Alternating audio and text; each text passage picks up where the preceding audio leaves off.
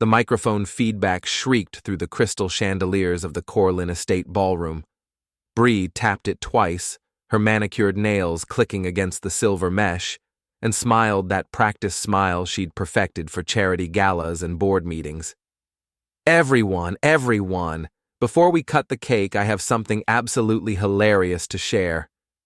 I was standing near the bar, nursing my second whiskey, watching her command the room like she always did. 53 guests in designer clothes, holding champagne flutes worth more than most people's monthly rent, all turning toward my wife like sunflowers following the light. You all know my darling husband Porter, right? The strong, silent type over there by the bar? A few polite chuckles. I raised my glass in acknowledgement, already sensing where this was heading. Bree had that particular gleam in her eye, the one she got when she was about to say something she thought was clever. Well, I just wanted everyone to know. She paused for dramatic effect, tilting her head with that coy expression she'd been practicing since prep school. By the way, does anyone want to take him? You all understand? He's only temporary. The entire room burst out laughing. Not polite social laughter, real, genuine amusement. Like she'd just told the funniest joke they'd heard all year. Margaret Whitfield actually snorted champagne. Robert Chen from the country club slapped his knee. Even the catering staff, trying to be professional, were hiding smirks behind their serving trays. Temporary. I set my glass down on the mahogany bar and looked around the room. Every face was turned toward me now, waiting for my reaction, waiting to see if I'd get angry, defensive, embarrassed, waiting for the show. I didn't argue. I didn't defend myself. I didn't even speak. I simply stood up, straightened my jacket, and walked across the Persian rug toward the seating area near the grand piano. Every step felt deliberate, measured. The laughter started to fade as people realized I wasn't playing along with whatever game Bree thought she was running. There was an empty chair beside Elara Trenix, Bree's younger sister. Elegant, composed Elara, who never said anything without thinking it through first. She was wearing a midnight blue dress that probably cost more than my truck, her dark hair pulled back in a way that made her look like she belonged in a boardroom rather than a birthday party. I sat down beside her without invitation. Interesting choice of words, Elara murmured, not looking at me directly. She was watching her sister, who was still holding the microphone, looking slightly uncertain now that her big moment hadn't gone exactly as planned. Your sister has always been direct, I replied, keeping my voice low enough that only she could hear. Direct, yes, that's one word for it. Elara sipped her wine, something red and expensive that she'd probably selected herself. Though I'm not sure she's thought through the implications of what she just announced. Bree was trying to recover, launching into some story about how we met, making it sound charming and spontaneous instead of the calculated social climbing it had actually been. But the energy in the room had shifted.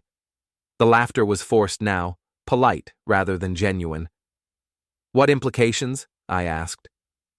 Elara finally turned to look at me. Her eyes were the same green as Bree's, but sharper somehow, more focused. The kind that might interest a man who's just been publicly declared temporary. She reached into her small clutch purse and pulled out a slim tablet, the kind lawyers carried to look important at meetings. A few taps on the screen, and she angled it so I could see. The family company is restructuring, she said quietly. Father's been planning it for months. The voting trust that controls Bree's inheritance is shifting from automatic family distribution to individual approval basis. I looked at the document on her screen. Legal language, dense and formal, but the key phrases jumped out. Spousal consent required, proxy authorization, transfer of beneficial interest. Meaning Bree's lifestyle, this house, the cars, the credit cards, the monthly allowance, all depends on signatures she doesn't control. Elara's finger traced a line of text. Yours. I read it again, more carefully this time. The prenuptial agreement I'd signed 3 years ago, back when I thought I was marrying someone who actually wanted to be married. Back when I thought temporary meant until we grew old together. She doesn't know about this restructuring? Bree doesn't read legal documents. She assumes they'll always work in her favor. Elara closed the tablet and slipped it back into her purse. Father's been trying to teach her fiscal responsibility for years. This is his latest attempt. Across the room, Bree had finally given up the microphone. She was making her way through the crowd, accepting birthday wishes and air kisses, but I could see her glancing in our direction. She knew something was happening, but not what. "Why are you telling me this?" I asked. Elara smiled, and for the first time all evening, it looked completely genuine. "Because I think you might be interested in a different arrangement. Personal and legal, effective immediately." Before I could respond, Bree appeared beside our chairs, slightly breathless and smiling, that brittle smile she used when she was trying to control a situation. "Well, look at you two, having such an intimate conversation." Her voice had an edge to it, sharp enough to cut glass. "Porter, darling, you're being terribly antisocial. This is my party, after all." "Just getting to know your sister better," I said, standing up. "We were discussing family business." "Family business?" Bree's laugh was too loud, too bright. "Porter, you're sweet, but you're hardly family. I mean, we've established that you're temporary, right?" The nearby guests had started paying attention again. Margaret Whitfield leaned closer to her husband, whispering something behind her hand. Robert Chen pulled out his phone, probably texting someone about the drama unfolding at the Corlyn birthday party. "Actually," Elara said, rising gracefully from her chair, "Porter might be more family than you think, Bree." Something in her tone made Bree's smile falter. "What's that supposed to mean?" "It means," Elara continued, her voice carrying just far enough for the nearby guests to hear, "that Father's new trust structure requires spousal consent for all major financial decisions, including your monthly distributions." The color drained from Bree's face. "That's ridiculous. The trust is automatic. It's always been automatic." "Was automatic. Past tense." Elara opened her purse again and pulled out a formal-looking envelope. "This came by courier this afternoon. The board meeting is scheduled for Monday morning. All beneficiaries are required to attend." Bree snatched the envelope and tore it open, her hands shaking slightly. As she read, her expression went from confusion to disbelief, to something approaching panic. "This can't be legal. I'll contest it. You'll what?" Elara's voice remained calm, reasonable. "Contest a decision made by the board of directors of a private family company? Challenge Father's authority over assets he created?" The room had gone quiet now. Not the comfortable quiet of people enjoying themselves, but the tense quiet of people watching a car accident unfold in slow motion. Bree looked around wildly, seeming to notice for the first time that everyone was staring. "This is my birthday party. We're not discussing business tonight." "You're right," I said, speaking for the first time since she'd joined us. "Tonight's about celebrating, about acknowledging what's temporary and what's permanent." I took the envelope from her hands and glanced at the documents inside. Legal language, but clear enough. The trust restructuring was real. The spousal consent clause was real. And Bree's automatic access to the family fortune was about to become very, very temporary. "Porter," she said, her voice dropping to a whisper, "you can't seriously be considering what? Actually having a say in decisions that affect my life? Having some control over my own future?" I folded the documents and handed them back to Elara. "That seems reasonable to me." Bree tried to recover, tried to turn it into a joke again. Everyone. Family drama, so boring, right? Let's focus on the important things, like cake." But the damage was already done. The guests were murmuring among themselves, phones were coming out, and the story of Bree Corlyn's birthday party disaster was already starting to spread through their social circle. Elara leaned closer to me and spoke quietly. The board meeting is at 10 on Monday. Conference room A at the downtown office. I think you'll find the terms of the new arrangement quite favorable. To who? To people who understand that nothing is actually temporary. Some things just take longer to become permanent. She gathered her purse and stood up, smoothing down her dress. Happy birthday, Bree. I think this year is going to be very interesting for all of us. As she walked away, Bree grabbed my arm. Porter, we need to talk, privately. I looked down at her hand on my sleeve, then back at her face. 3 years of marriage, and I was seeing her clearly for maybe the first time. The desperation behind the entitlement, the fear behind the arrogance. You're right, I said. We do need to talk. But not tonight. Tonight's your party. Enjoy being the center of attention while it lasts. I pulled my arm free and headed for the door, leaving her standing there in her birthday dress, surrounded by her guests, holding legal documents that were about to change everything. The last thing I heard before I stepped outside was Margaret Whitfield's voice, carrying clearly across the silent room. Well, that was unexpected. I wonder what happens next. So did I. I woke up Monday morning in the guest bedroom of my own house, which should have bothered me more than it did. But after 3 years of marriage to Bree, I'd grown accustomed to sleeping arrangements that prioritized her comfort over mine. The main bedroom had better light for her morning routine. The guest room was quieter, which meant I wouldn't disturb her when I got up early for work. At least, that's how she'd explained it when she'd gradually migrated all my belongings down the hall. Now, staring at the ceiling and listening to the shower running in the master bathroom, I realized how many small compromises had added up to this moment. How many times I'd chosen the path of least resistance instead of standing my ground. My phone buzzed on the nightstand. A text from Elara. Meeting moved to 9:30. Thought you might want extra time to prepare. Prepare for what exactly? I'd been thinking about that question all weekend, ever since the birthday party disaster. Bree had tried several different approaches, tears, anger, seduction, threats. But I'd deflected them all with the same response. We'll discuss it after the meeting. I got dressed in my best suit, the charcoal gray one I'd worn to our wedding. It still fit well, which was more than I could say for the marriage itself. Downstairs, Bree was sitting at the kitchen island, picking at a piece of toast and scrolling through her phone. She looked up when I walked in, and I could see she'd been crying. Her makeup was perfect, as always, but there were telltale signs around her eyes. Porter, please, we need to talk before this meeting.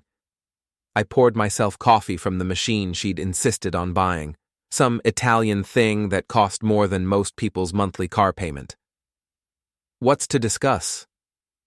This whole thing is ridiculous. Father's just trying to control me again, and Elara's using you to get back at me for something that happened years ago. What happened years ago? She waved her hand dismissively. Ancient history. The point is, this isn't about us. This is about family politics, and you're being used as a pawn. I sat down across from her, studying her face. Even upset, even scared, she was beautiful in that polished, expensive way that had first attracted me. But beauty without substance was just decoration, and I was tired of being part of someone else's interior design. Maybe I don't mind being a pawn, I said. Maybe it's better than being temporary. I didn't mean that the way it sounded. How did you mean it? She set down her phone and looked at me directly. I meant that we're both young, that we don't have to be locked into anything permanent right now, that we could keep our options open.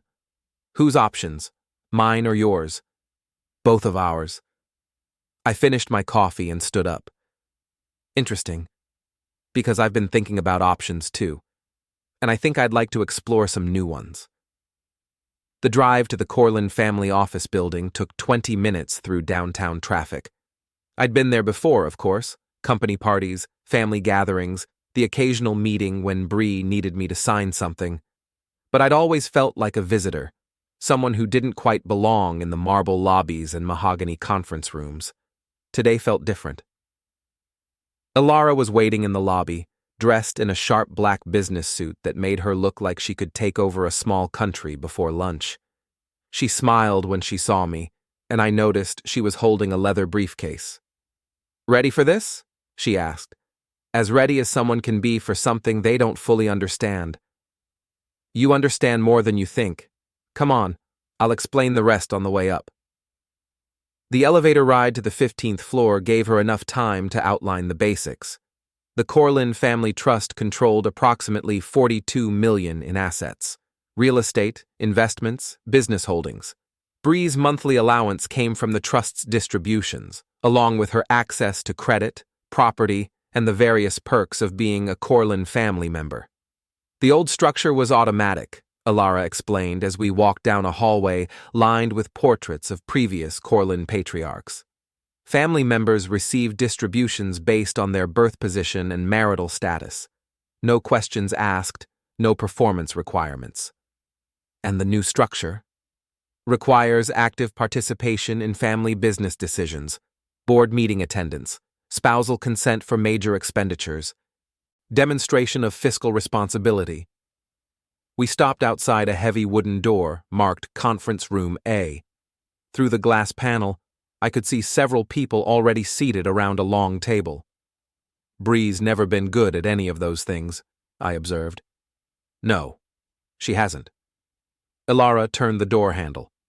"But you might be." The conference room was exactly what I'd expected. Intimidating, expensive, designed to make people feel small. The table could have seated 20, but only 6 chairs were occupied. Bree's parents, Harold and Margaret Corlyn, sat at the head of the table looking like they'd rather be anywhere else. 3 other people I didn't recognize, board members probably, were reviewing documents. Bree was already there, sitting rigidly in her chair, her hands folded in front of her like a schoolchild called to the principal's office. "Porter." Harold Corlyn stood up and extended his hand. "Thank you for joining us." Harold was one of those men who'd been born wealthy and had never questioned whether he deserved it. Tall, silver-haired, with the kind of confidence that came from never having to worry about money. I'd always found him polite, but distant, like he was never quite sure what to do with his daughter's middle-class husband.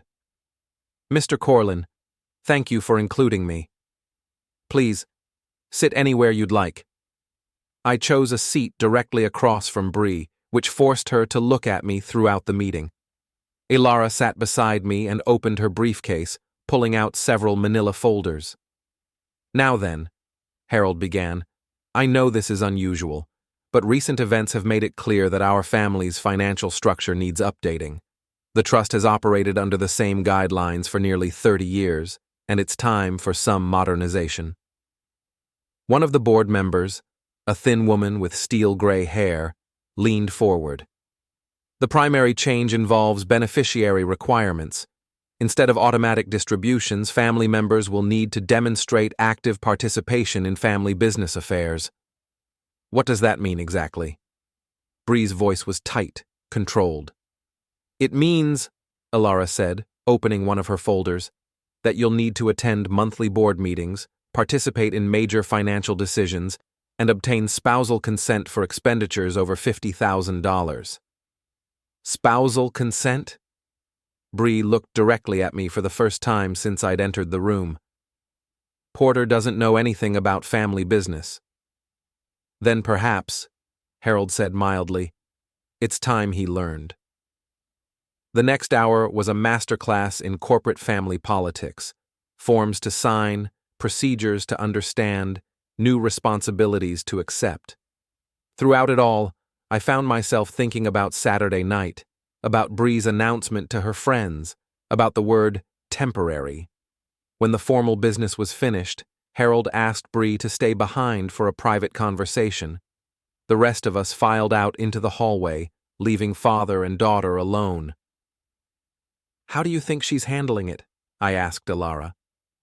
"About as well as expected. Bree's never been good with change, especially change that requires effort on her part." We walked back toward the elevators, and I found myself studying Elara more carefully. She moved through the office building like she owned it, nodding to employees, checking her phone, managing multiple conversations at once. "Can I ask you something?" I said as we waited for the elevator. "Of course. What's really going on here? This isn't just about teaching Bree fiscal responsibility." The elevator arrived, and we stepped inside. Elara pressed the button for the ground floor and turned to face me. "You're right. It's not." She paused, choosing her words carefully. "Bree has never taken the family business seriously. She's treated it like a trust fund that exists solely for her benefit, without any understanding of the work and responsibility that goes into maintaining it. And you have taken it seriously. I've been working in the family business since I graduated from law school. I understand the investments, the legal structures, the long-term planning. I've earned my position here." The elevator opened on the ground floor and we walked toward the lobby exit. "But as long as the old trust structure was in place," she continued, "Bree's inheritance was guaranteed, regardless of her contribution or competence. That's not sustainable long-term." We stepped outside into the morning sunlight. The city was busy around us, people heading to work, traffic moving through the streets, the normal rhythm of a Monday morning. So this restructuring puts you in control instead of her. It puts the family business under the control of people who understand how to run it. Whether that's me, you, or someone else entirely, depends on who's willing to do the work. She handed me a business card from her purse. "My direct number. If you have questions about any of this, or if you want to discuss that different arrangement I mentioned, call me." I looked at the card. Heavy stock paper, embossed lettering, the kind of business card that cost more to print than most people spent on lunch. What kind of arrangement? The kind that might benefit someone who's tired of being temporary. Before I could respond, my phone rang. Bree's name on the caller ID. "Porter?"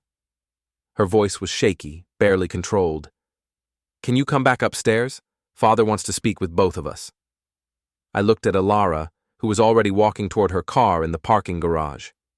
"I'll be right there," I told Bree. But as I headed back into the building, I kept thinking about Elara's words. Tired of being temporary. Yeah, I was definitely tired of that. Harold Corlyn's private office occupied a corner of the 15th floor, with floor-to-ceiling windows that offered a view of the entire downtown district. When I walked in, he was standing behind his desk, hands clasped behind his back, looking out at the city like a general surveying a battlefield. Bree sat in one of the leather chairs facing his desk, her posture rigid with barely contained tension. She didn't look at me when I entered, just stared straight ahead at her father's back. "Porter, please sit down." Harold turned around and gestured to the chair beside Bree's. "I wanted to speak with both of you about the implications of today's meeting." I sat down, noting the careful distance Bree maintained between us. Even in crisis, she was managing appearances. "The trust restructuring isn't negotiable," Harold continued, settling into his own chair. "The board voted unanimously to implement the new guidelines, effective immediately. What is negotiable is how the two of you choose to adapt to them." "Father," Bree began, "this whole thing is overdue," he interrupted. "Bree, you're 34 years old. You have a graduate degree from an excellent university. You're intelligent, capable, and completely unprepared for the real world because your mother and I have never required you to participate in it." The words hung in the air like an indictment. I found myself feeling almost sorry for Bree, watching her absorb this public accounting of her shortcomings. "The new trust structure requires active engagement," Harold continued. "Board meeting attendance, financial oversight, strategic planning participation. These aren't punishments. They're opportunities to become a meaningful part of the family business." "And if I refuse?" Bree's voice was small, uncertain. "Then your distributions will be suspended until you comply. The trust will continue to pay for basic living expenses, mortgage, utilities, insurance, but your personal allowance and discretionary spending access will be frozen. I did some quick mental math. Bree's monthly allowance was more than most people's annual salary. Her discretionary spending account covered everything from clothes to cars to spontaneous vacations. Without access to those funds, her lifestyle would change dramatically. "What about Porter?" she asked. "He's not family. He shouldn't be involved in family business decisions." Harold looked at me directly for the first time since I'd sat down. "Actually, that's something we need to discuss. Porter, you've been married to my daughter for 3 years. In that time, you've been remarkably diplomatic about family matters. I've tried to be respectful. Yes, perhaps too respectful. You've allowed yourself to be marginalized in your own marriage, treated as a guest in your own home." He paused, letting that observation settle. "The new trust structure offers you an opportunity to change that dynamic." I felt Bree tense beside me. "What kind of opportunity?" "The spousal consent requirement isn't just about preventing irresponsible spending. It's about ensuring that major financial decisions are made by people who understand their consequences, people who have something at stake." Harold opened a folder on his desk and pulled out several documents. "I'm prepared to offer you a formal position in the family business, Porter. Assistant Director of Operations with full voting rights on trust-related matters." The words hit me like a physical force. In 3 years of marriage, I'd never been offered any real role in the Corlyn family structure. I'd been the outsider, the temporary addition, the husband who was tolerated, but not included. "That's ridiculous," Bree said quickly. "Porter doesn't have any experience in corporate management. He has a degree in engineering and 15 years of project management experience," Harold replied. "He's overseen construction budgets in the millions, managed teams of skilled workers, and completed complex projects on time and under budget. Those are exactly the skills we need for our real estate development division." I stared at the documents he was holding. "You've been researching my background." "Of course. Due diligence is standard practice for any new hire. The question is whether you're interested in the position." Bree turned to face me fully for the first time all morning. "Porter, you can't seriously be considering this. It's just Father's way of controlling both of us." "Is it?" I looked at Harold. "What would this position actually involve?" "Oversight of our commercial real estate projects, budget management for property acquisitions, strategic planning for new developments. You'd report directly to me and have full access to all financial records related to trust assets." "And the salary?" $250,000 annually, plus performance bonuses and full benefits. Company car, expense account, 4 weeks paid vacation. The number was more than double what I'd been making as an independent contractor. More than enough to be financially independent, to have real choices about my future. Bree was staring at me with something approaching panic. "Porter, we need to discuss this privately before you make any decisions." "Do we?" I turned to face her. "When did you discuss your announcement at the birthday party with me? When did you consult me before declaring me temporary to a room full of people? That was different. That was just public humiliation?" "Yeah, it was." Harold cleared his throat. "I'll give you both some time to think about this. Porter, the job offer stands regardless of what you decide about your marriage. Bree, the trust restructuring is non-negotiable regardless of what Porter decides about the job." He stood up, signaling that the meeting was over. "I suggest you both take the rest of the day to consider your options. We'll reconvene tomorrow morning to finalize the arrangements." Outside in the hallway, Bree grabbed my arm. "Porter, please, we need to talk about this rationally." "Rationally? Like how you rationally decided to humiliate me in front of 50 people? I was trying to be funny. I didn't think. That's the problem, Bree. You didn't think. You never think about how your words affect other people." We walked toward the elevators in tense silence. When the doors opened, Bree pressed the button for the parking garage instead of the lobby. "Where are we going?" "Somewhere private, away from family and lawyers and people with agendas." The parking garage was dimly lit and mostly empty. Our footsteps echoed off the concrete walls as we walked toward her car, a red BMW convertible that cost more than most people's houses. "Porter, I know I hurt you Saturday night. I know the way I said it was wrong. But this whole thing with Father and Elara, it's not about us. It's about family control and inheritance politics." I leaned against her car and studied her face. Even in the harsh fluorescent lighting of the parking garage, she was striking. But I was beginning to see past the surface beauty to the calculation underneath. "What do you want from me, Bree?" "I want you to refuse Father's job offer and support me in challenging the trust restructuring." "Why would I do that?" "Because we're married. Because we're supposed to be a team." "Are we?" "Because for 3 years, I've felt more like an employee than a partner, a convenient accessory for family functions and social events." She stepped closer, placing her hand on my chest. "That's not true. You know I care about you." "Do you? Or do you care about what I represent? The stable, reliable husband who doesn't make demands or cause problems?" Her hand dropped away. "What's that supposed to mean?" "It means I'm tired of being temporary, Bree. I'm tired of being marginalized in my own life. Your father's job offer gives me a chance to change that. By betraying me. By choosing myself for once instead of automatically choosing you." We stood there in the concrete silence of the parking garage, 3 years of unspoken resentments finally out in the open. I could see her trying different approaches in her mind: tears, anger, seduction, calculating which one might work. "What if I made some changes?" she said finally. "What if we restructured our marriage the same way Father's restructuring the trust?" "What kind of changes?" "Real partnership. Joint decisions about money, about social commitments, about everything. No more unilateral announcements at parties." I considered this, weighing her words against her track record. "And if I take your father's job offer?" "Then we work together.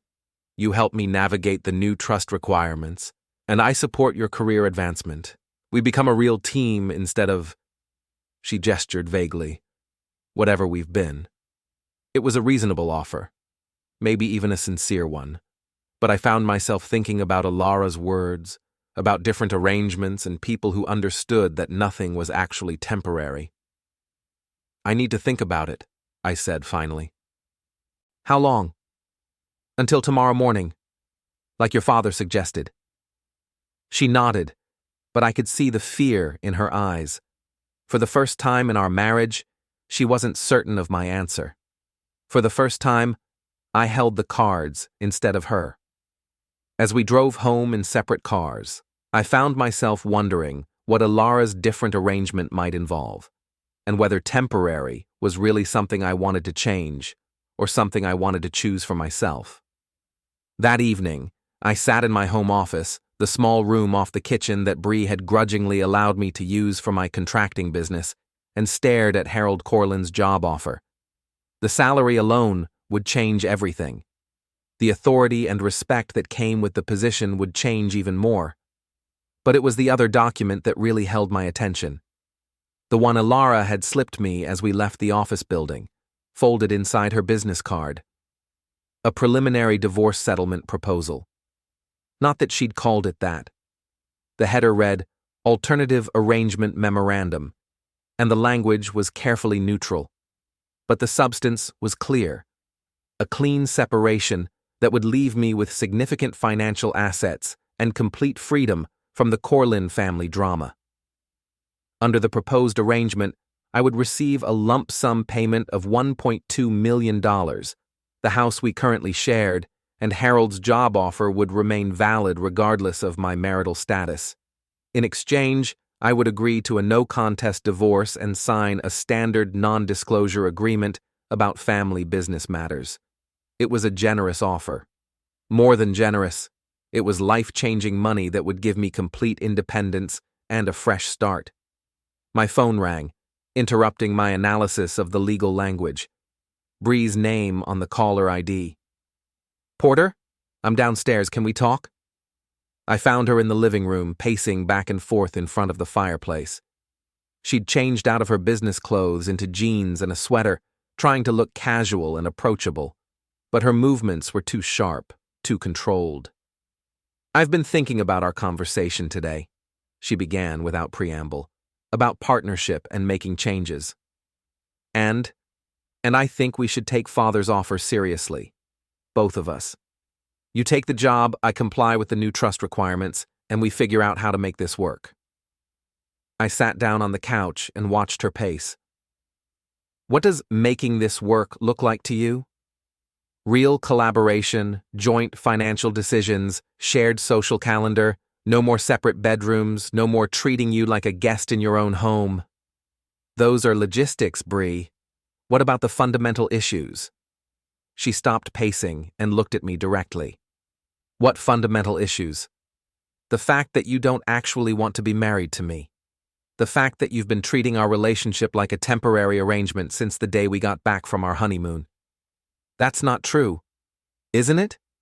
When was the last time we had a conversation that wasn't about your schedule, your family, your social obligations? When was the last time you asked me what I wanted out of life?" She sat down in the chair across from me, her expression shifting from defensive to something approaching genuine confusion. "I thought you were happy with our arrangement." "Our arrangement? Not our marriage, our arrangement. What's the difference?" And there it was. The fundamental disconnect that had been growing between us for 3 years.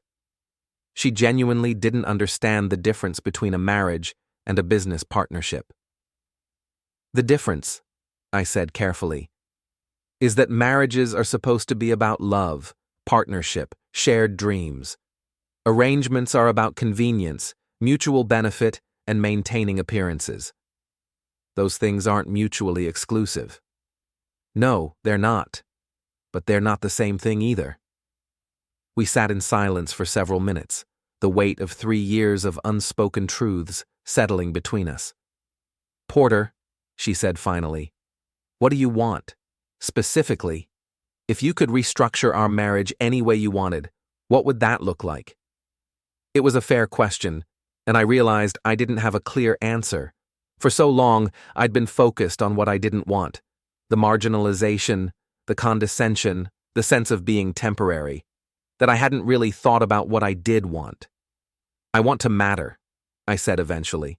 "I want my opinions to carry weight, my preferences to be considered, my presence to be valued rather than tolerated." "Okay, that's reasonable. I want to be seen as an equal partner rather than a convenient accessory." "Also reasonable.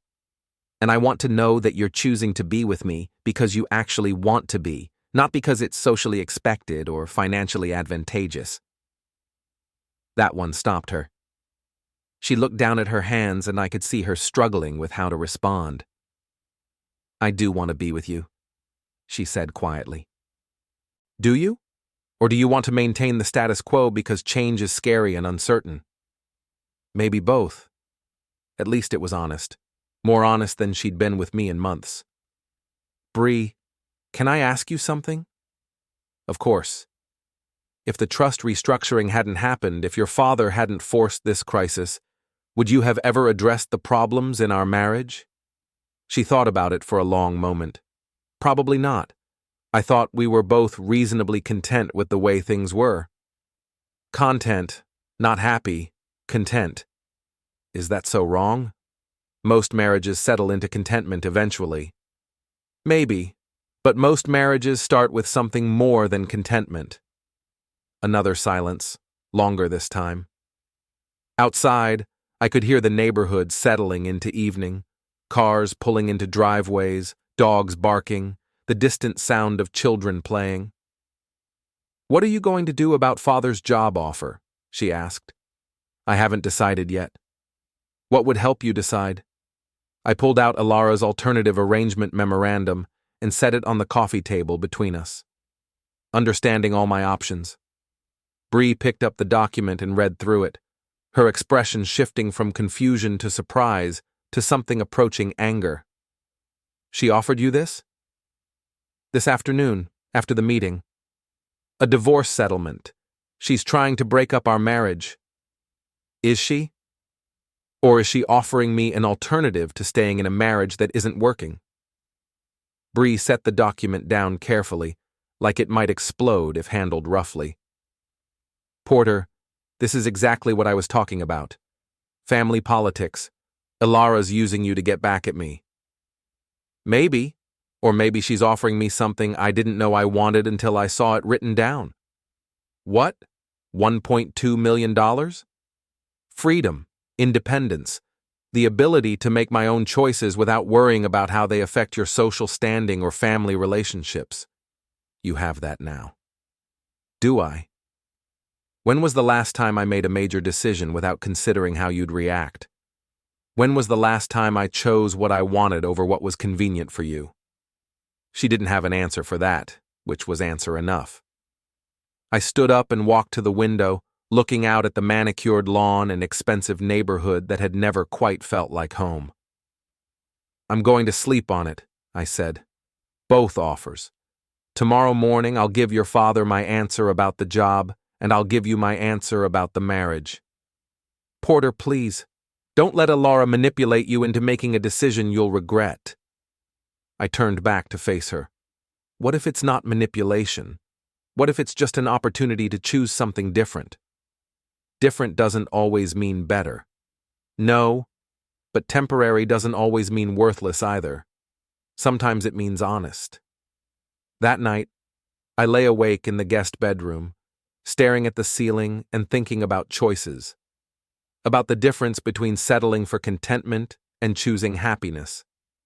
About whether love could exist without respect, and whether respect could be rebuilt after years of erosion. By morning, I had my answer. I arrived at Harold Corlyn's office at 9 o'clock sharp, dressed in my best suit and carrying a leather folder that contained my response to both offers. Elara was already there, sitting in one of the chairs facing Harold's desk, looking composed and professional in a navy blue dress that probably cost more than my monthly mortgage payment. Porter. Harold stood up and shook my hand. I trust you've had time to consider our discussion yesterday. I have. Thank you for the opportunity. And Bree, is she joining us? She's waiting downstairs. I thought it would be better if I spoke with you privately first. Harold nodded and gestured for me to sit down. Elara smiled slightly but didn't speak, letting me control the conversation. I've decided to accept your job offer, I said without preamble. The position, the salary, the voting rights, all of it. Excellent. I think you'll find the work both challenging and rewarding. However, I continued, I'm also accepting Elara's alternative arrangement proposal. The silence that followed was complete.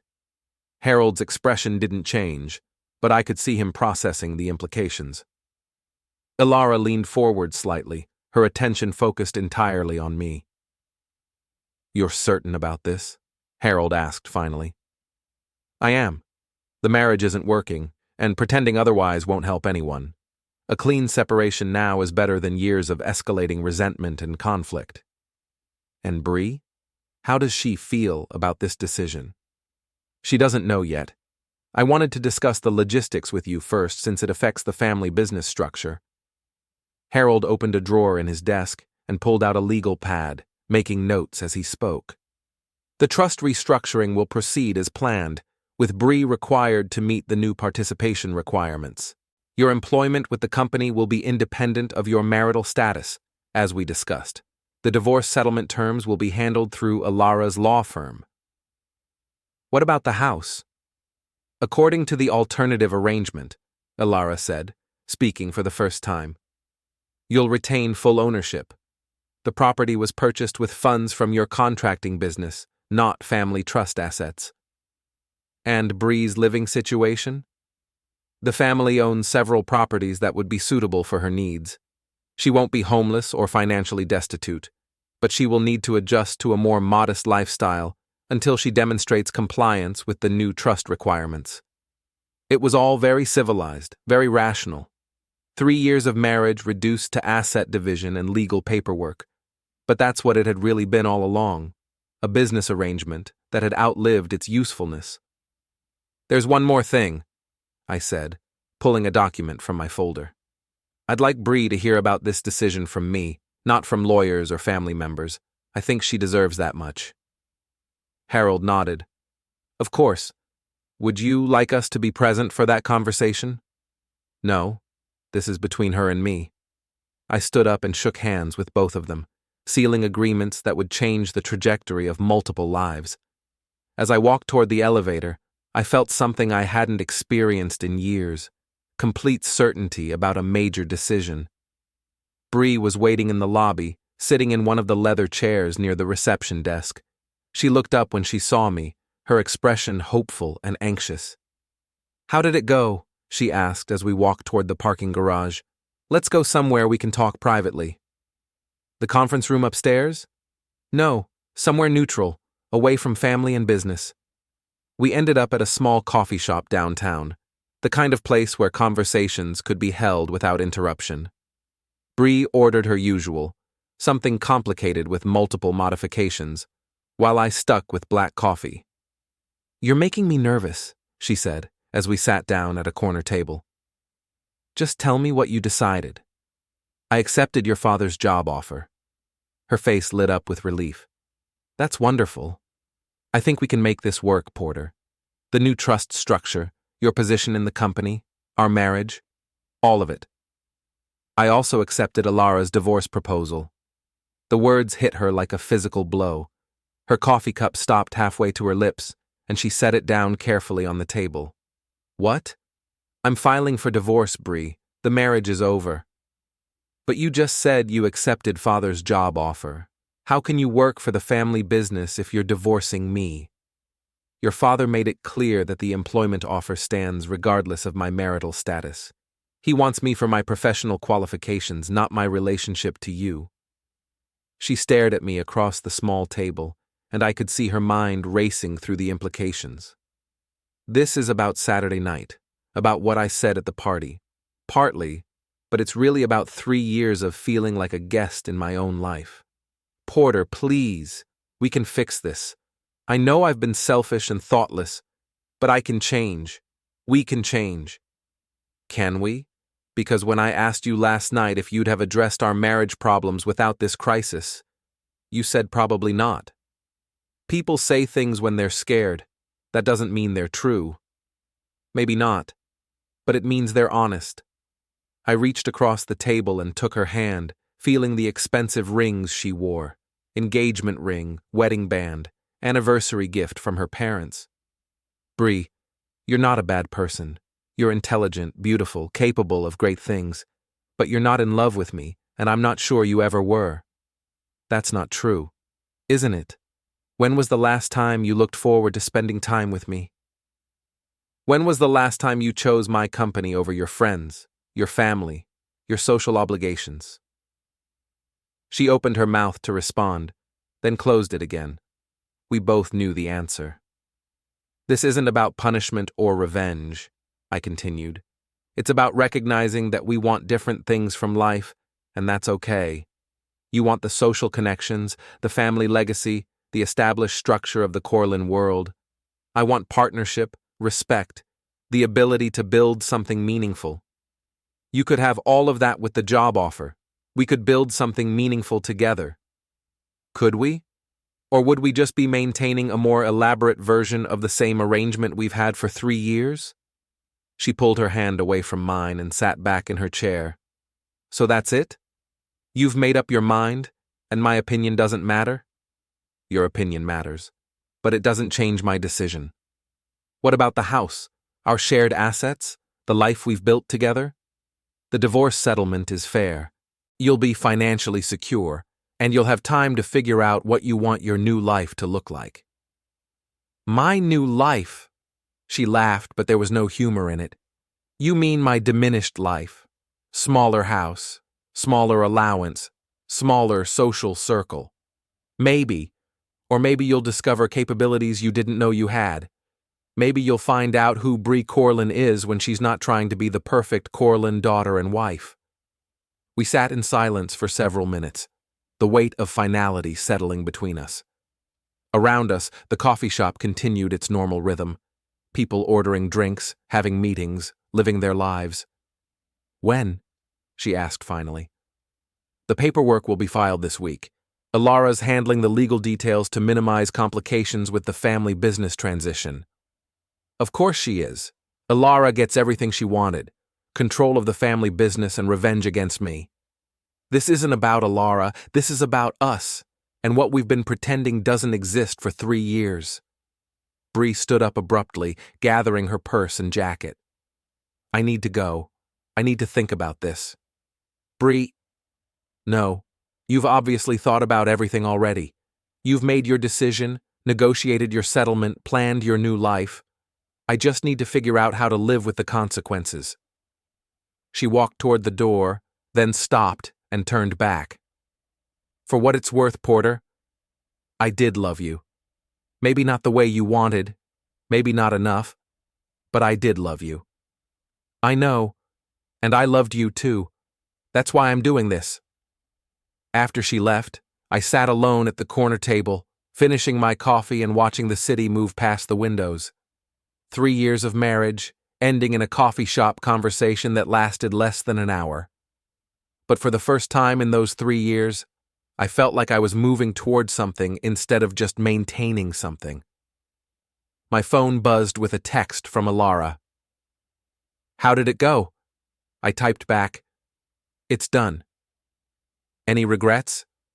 I thought about that for a moment, watching people walk past on the sidewalk, each of them heading toward their own uncertain futures. No, I typed. No regrets. 6 months later, I was sitting in my new office on the 12th floor of the Corlyn building, reviewing quarterly reports for the company's real estate division. The view from my window showed the same downtown district I'd seen from Harold's office, but from this angle, it looked different. Less intimidating, more manageable. The job had turned out to be everything Harold had promised, challenging, rewarding, and surprisingly well-suited to my background. Managing construction projects and overseeing corporate real estate development required similar skills, just applied on a larger scale. The salary had allowed me to pay off the house completely and start building genuine financial security for the first time in my adult life. The divorce had been finalized 2 months ago, as quietly and efficiently as Elara had promised. Bree had initially threatened to contest the settlement, but eventually accepted the terms when it became clear that fighting would only cost her more money and public embarrassment. She'd moved into a smaller house in a different neighborhood, still nice, still expensive by normal standards, but a significant step down from the lifestyle she'd grown accustomed to. According to office gossip, she'd been attending the required board meetings and making an effort to understand the family business, though her compliance seemed grudging rather than enthusiastic. I hadn't seen her since the day I'd moved my belongings out of what was now my house. We'd managed to avoid each other despite working for the same company, a feat that required careful scheduling and mutual cooperation. My phone rang, interrupting my analysis of property acquisition costs. Elara's name on the caller ID. Porter, do you have a few minutes? I'd like to discuss something with you. Of course, your office or mine? Actually, I was thinking somewhere more casual. Are you free for lunch? We met at a restaurant downtown, the kind of place where business deals were negotiated over expensive steaks and wine that cost more per bottle than most people spent on groceries in a month. Elara was already seated when I arrived, looking as polished and professional as always. Thank you for meeting me, she said as I sat down. I wanted to discuss a potential opportunity. Business or personal? Both, actually. They're becoming increasingly connected. The waiter appeared to take our drink orders, wine for her, water for me, and we spent a few minutes reviewing the menu and making small talk about work projects. The real estate division has exceeded all performance projections since you took over, Elara said once we'd ordered. Father's very impressed with your management style. It's good work. Challenging but straightforward. How would you feel about expanding your responsibilities, taking on some of the broader corporate strategy planning? I set down my water glass and studied her face. What kind of expansion? Executive vice president level. Oversight of multiple divisions, direct involvement in major strategic decisions, seat on the board of directors. The offer was significant. A promotion that would put me in the top tier of the company's leadership structure. It was also the kind of advancement that typically took years to achieve, not months. What's the timeline for this? Immediate. Father wants to announce the promotion at next month's board meeting. And Bree, how does she feel about her ex-husband becoming a senior executive in her family's company? Elara smiled, and I caught a glimpse of something calculating behind her professional demeanor. Bree's opinions carry less weight than they used to. She's still struggling to meet the basic requirements of the trust restructuring. Meaning? Meaning she's been attending board meetings but not contributing meaningfully to discussions. She's been complying with the financial oversight requirements but not demonstrating any real understanding of the business. Father's patience is wearing thin. Our food arrived, providing a natural pause in the conversation. As we ate, I found myself thinking about the trajectory of the past 6 months. The divorce, the job, the gradual integration into the Corlyn family business structure. All of it had happened remarkably smoothly, almost as if it had been planned. Elara, can I ask you something? Of course. How long have you been planning this? The trust restructuring, the job offer, the divorce settlement, all of it. She set down her fork and looked at me directly. What makes you think it was planned? The timing, the coordination, the way everything fell into place so neatly. Maybe it fell into place because it was the logical outcome of an unsustainable situation. Maybe. Or maybe you've been orchestrating events to achieve a specific result. She considered this for a moment, choosing her words carefully. Porter, I've been watching my sister's marriage for 3 years. I've seen how she treated you, how she marginalized your contributions, how she took your presence for granted. I've also seen your professional capabilities and your potential value to the family business. And you decided to do something about it. I decided to create opportunities for people to make their own choices. You could have refused the job offer. You could have worked to save your marriage. You could have taken the divorce settlement and disappeared entirely. But you knew I wouldn't. I hoped you wouldn't. There's a difference. We finished lunch in relative silence, both of us thinking about the implications of what had been said and what had been left unspoken. As we walked back toward the office building, Elara brought up the executive promotion again. What do you think about the opportunity? I think it's generous, probably more generous than my qualifications strictly warrant. Your qualifications are fine. Your loyalty and judgment are what Father values most. Loyalty to the company or loyalty to you? Is there a difference? We stopped outside the building entrance, and I found myself studying Elara's face more carefully than I had before. Beautiful, intelligent, ambitious, all the same qualities that had initially attracted me to Bree, but with a focus and determination that her sister had never possessed. Elara, what do you want from me? Specifically, I want you to accept the promotion and help me run this company the way it should be run. Professionally, efficiently, with long-term strategic thinking instead of short-term personal gratification. And personally? Personally, I want to see what happens when two people who respect each other's capabilities work together toward common goals. It wasn't quite a romantic proposition, but it wasn't purely professional either. It was something more complex, more nuanced, the kind of arrangement that could develop into either a powerful partnership or a spectacular disaster. I need to think about it, I said. Of course, take whatever time you need. As I rode the elevator back to my office, I found myself thinking about choices and consequences, about the difference between being temporary and choosing to be permanent, about whether Elara's offer represented genuine opportunity or just a more sophisticated version of the same manipulation I'd experienced with Bree. But mostly, I thought about the fact that for the first time in years, someone was asking me what I wanted instead of telling me what I should want. And that, more than any salary or title or strategic advantage, felt like something worth considering. My phone buzzed with a text message. Unknown number, but the content made the sender clear. Heard about Elara's offer. Some things never change. B.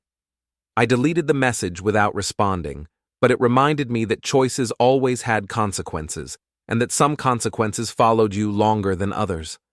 The question was whether I was ready to live with whatever consequences came next. Looking out my office window at the city below, I realized I was. The board meeting was scheduled for 10 o'clock on a Tuesday morning in November. I arrived 15 minutes early, carrying a leather portfolio that contained the quarterly reports I'd be presenting as the newly appointed Executive Vice President of Strategic Development. The promotion had been announced 3 months ago, along with my engagement to Elara. Both announcements had generated considerable discussion in the city's business and social circles, though most of the commentary had been positive. The Corlyn family company was performing well under its new leadership structure, and that success tended to quiet any concerns about unconventional personal arrangements. Bree had attended exactly 2 board meetings since my promotion was announced, fulfilling the minimum requirement to maintain her trust distributions, but contributing nothing meaningful to the discussions. According to Harold, she was considering relocating to the West Coast, where she had friends and fewer reminders of her changed circumstances. I took my seat at the conference table and reviewed my notes while the other board members filed in. Harold entered exactly at 10, followed by Elara, who was now serving as the company's chief legal officer, in addition to her family trust responsibilities. "Good morning, everyone," Harold began. "We have a full agenda today, so let's get started." The meeting proceeded efficiently through routine business, financial reports, project updates, strategic planning discussions. I presented the quarterly results for the real estate division, highlighting the successful completion of 2 major developments and the acquisition of 3 new properties for future projects. "Excellent work, Porter," Harold said when I finished. "The board is very pleased with the division's performance under your leadership." As the meeting was concluding, Harold's assistant knocked on the conference room door and handed him a note. He read it quickly, his expression shifting to something between surprise and resignation. "It seems we have one final item to address," he announced. "Bree has submitted a formal request to sell her interest in the family trust and relinquish all future claims to company assets." The silence in the room was complete. Even Elara looked surprised by this development. "She's requesting a lump sum buyout in exchange for complete separation from the family business," Harold continued. "The proposed terms are outlined in this document, which was apparently prepared by an independent law firm." He passed copies of the proposal around the table. As I read through the legal language, I realized that Bree was essentially requesting enough money to start over somewhere else, free from the obligations and restrictions of the Corlyn family structure. "This is highly unusual," one of the board members observed. "Family trust interests aren't typically transferable." "No, they're not," Elara agreed. "But the trust documents do allow for voluntary relinquishment under certain circumstances. The question is whether the board considers this request to be in the best interests of the company and the remaining family members." Harold looked around the table, gauging the reaction of the other board members. "I'd like to hear everyone's thoughts on this proposal." The discussion that followed was careful, diplomatic, but ultimately pragmatic. Bree's minimal participation in company affairs had become a liability rather than an asset. Her buyout would remove a source of ongoing tension while providing the company with greater flexibility in its strategic planning. "Porter," Harold said eventually, "you've worked most closely with the family business structure over the past year. What's your assessment of this proposal?" I set down the document and considered my response carefully. From a business perspective, the buyout makes sense. It simplifies the ownership structure and eliminates potential future conflicts.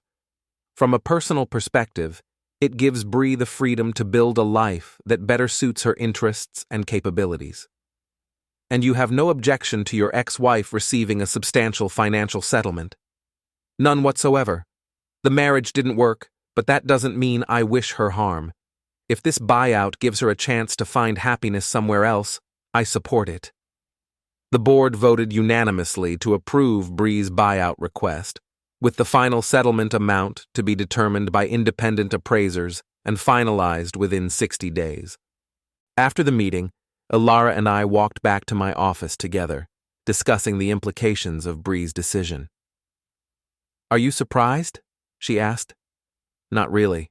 She was never comfortable with the business requirements, and staying here meant constant reminders of everything that had changed. Any regrets about how things turned out? I thought about that question as we reached my office door. A year ago, I'd been married to Bree, living in a guest bedroom, feeling temporary and marginalized. Now I was engaged to her sister, serving as a senior executive in the family business, and building something that felt permanent and meaningful. "No," I said finally. "No regrets." Elara smiled and kissed me lightly before heading to her own office. "Good, because I have some ideas for expanding the real estate division that I'd like to discuss with you later."